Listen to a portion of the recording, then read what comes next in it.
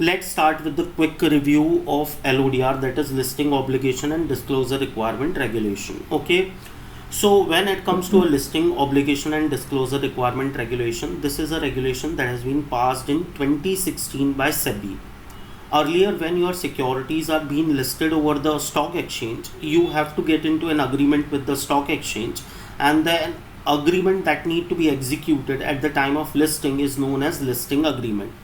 The provision of listing agreements are exclusively regulated by SICRA, that is Security Contract and Regulation Act 1956, right? But now, on and after 2016, every company has to comply with the requirement of LODR regulation. Although still we are executing a listing agreement, we do have to comply with the special requirement of listing agreement. But along with complying with the special requirement of listing agreement, we do have to comply with the general requirement of listing obligation and disclosure requirement regulation. So now I can say that the requirement related with listing agreement has been classified into two parts.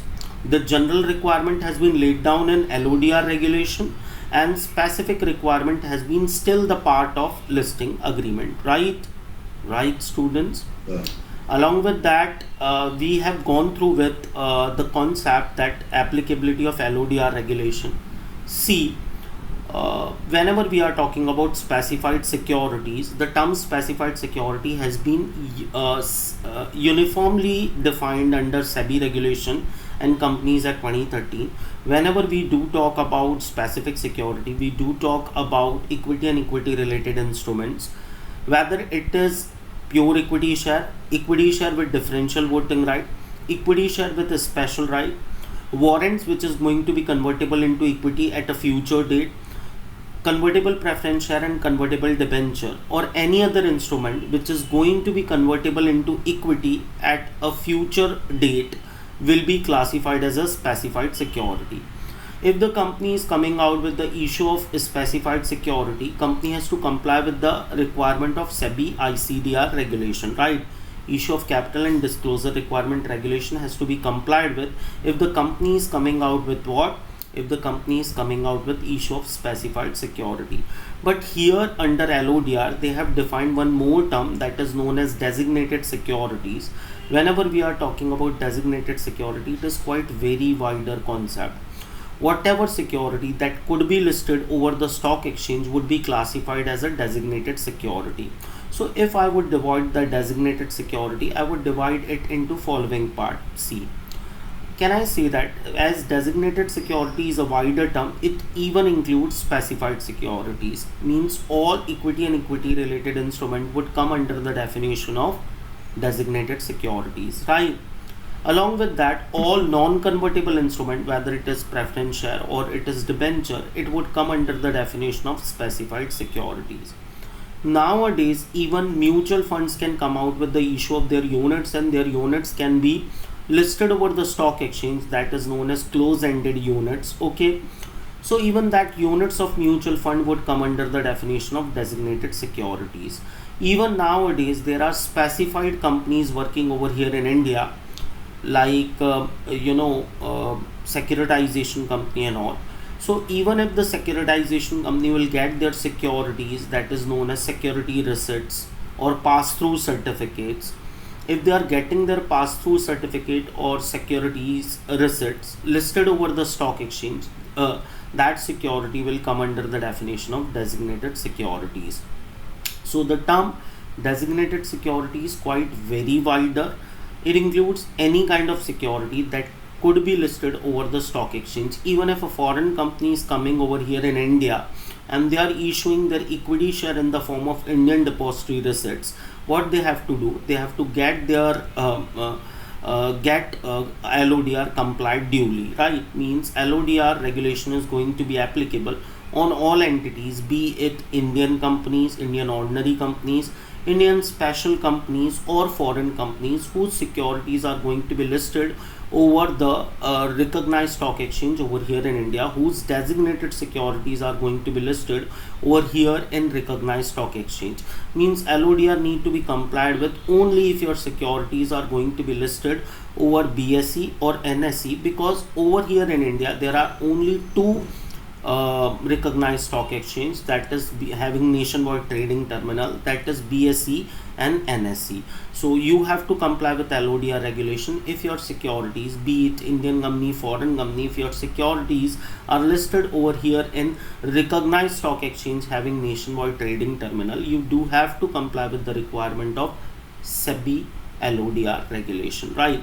And if we interpret exactly what is LODR regulation is all about, see yaar, if you have already came out with the public issue, then only your securities are gonna listed over the stock exchange, right? So if your securities are going to be listed over stock exchange, that means you have taken funds from public. Now the public is having stake in your business, so now you have to make more and more disclosure, means you have to maintain extreme transparency. So LODR requirement would all about reporting and submission of certain reports, prior intimation, post intimation related requirement would be there, that will make sure that all listed entities are working with the adequate transparency. Okay, and as you have taken funds from the public, you have to maintain a kind of independence over the board, competency of the board, in order to protect the interest of the stakeholder, and that is being classified as a listing obligation. Okay, so listing obligation and disclosure requirement is all about maintenance of transparency and maintenance of authenticity of the board. Okay, along with that, one more clause is there.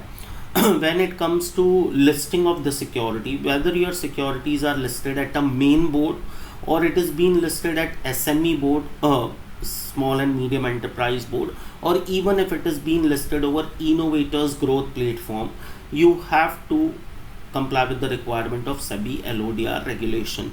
Means over here in India, stock exchange platform has been divided into three parts: main board for ordinary companies, SME board for SMEs, and innovator growth platform, which were earlier known as institutional trading platform, now being available only for startups. Okay, so whether your securities are being listed over any one of the platform, you have to comply with the requirement of SEBI LODR regulation. Got my point, students? Is it clear? So we have done Yes, with sir. quick review of what Yes, sir. applicability of LODR regulation, right? We have even discussed with designated securities and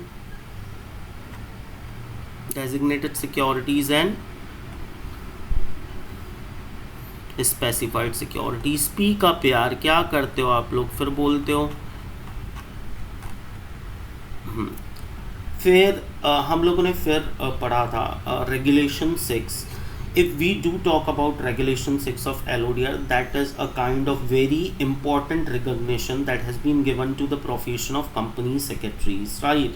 They are clearly stating that earlier when it comes to SEBI regulation, they were just saying that every listed entity has to comply with the compliance officer, but they were not talking about the qualification of compliance officers.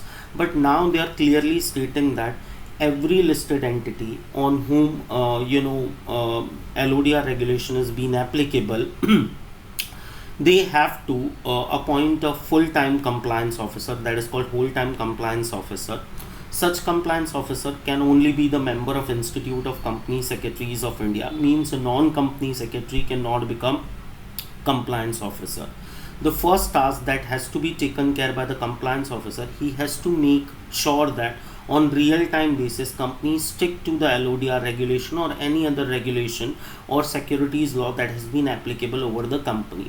Second, he has to act as a coordination link or communication link between listed entity and SEBI and stock exchange and depositories. Okay, so all intermediaries and regulator who is being connected post listing, the coordination, cooperation and communication link will be taken care by whom? The company secretary.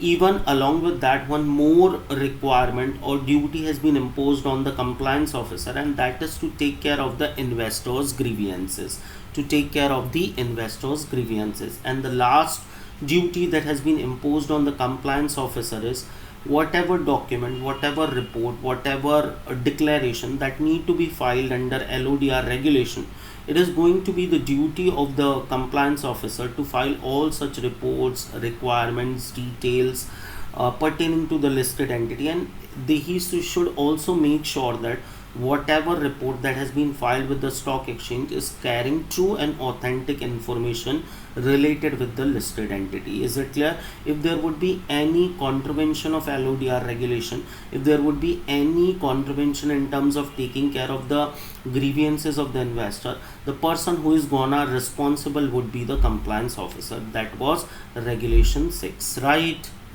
Right, students. After regulation 6, what we have done today, we are going to finish with the committees, right? Yes, sir.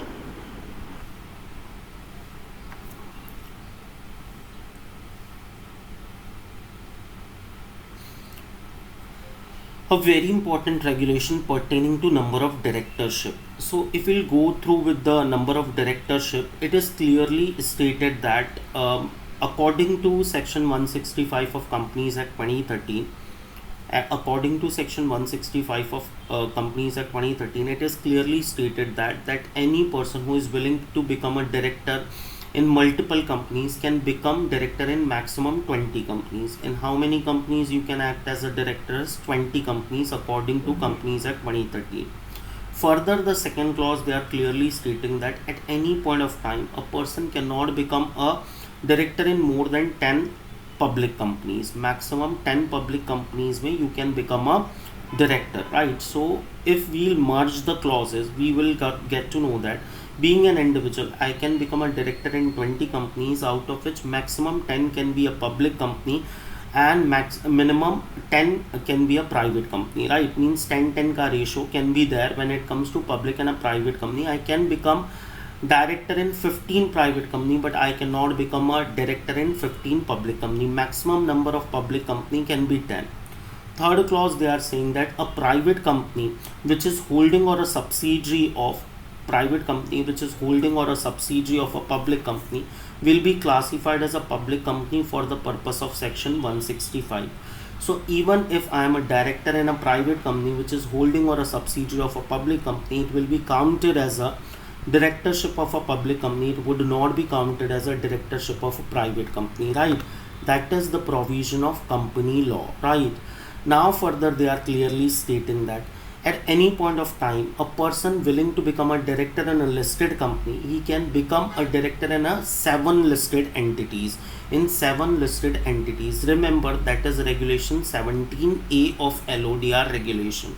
So if we'll merge section 165 with 17A, we'll get to know that at any point of time, being an individual, I can become a director in 20 companies, right?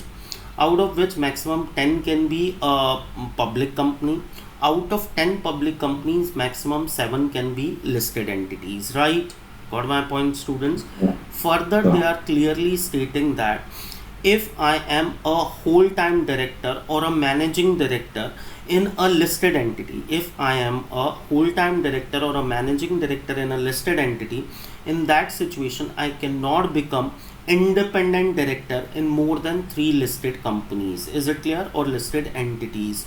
So if I am already a whole-time director or a managing director in a listed entity, then when it comes to number of independent directorship, not number of directorship, number of independent directorship, I can become independent director in maximum 3 listed entities. And listen, students, what I am again and again saying, listed entities, I am not talking about listed companies, because whenever I am talking about listed entities, listed entity includes ordinary companies as well as special companies. Is it clear?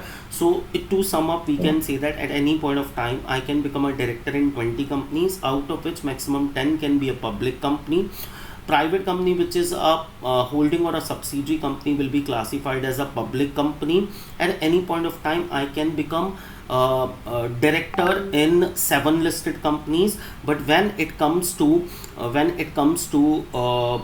you know number of directors, independent directorship, it totally depends upon whether I am whole time director or a managing director in a listed entity or not. If I am whole time director or managing director in listed entities, in that situation I can become director in 7 listed entities, but independent director in maximum 3 listed entities. Right students? Yes, sir.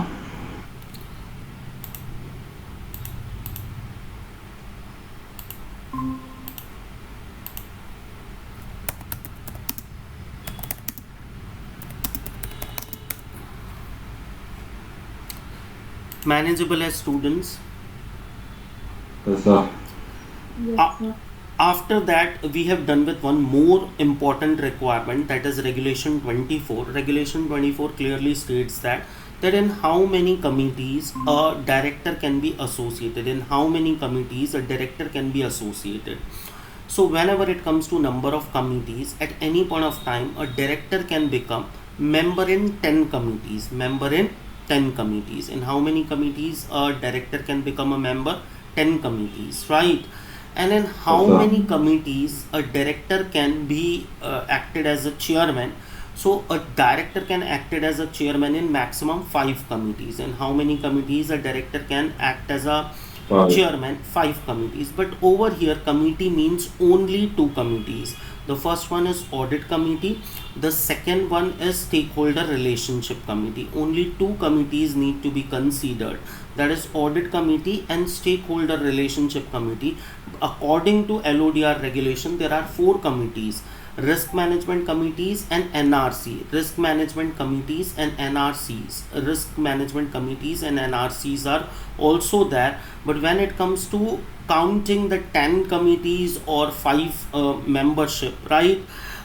What does matter is only audit committee and NRC. And over here audit committee and NRC of a public company as well as listed company will be considered.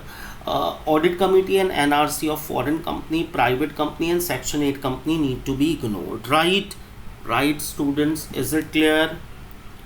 Is it clear students? और एक बार बोलेगा sir? Sir एक बार आप ये पढ़िए फिर बोलता हूँ एक और बार, ठीक है? Yes, sir.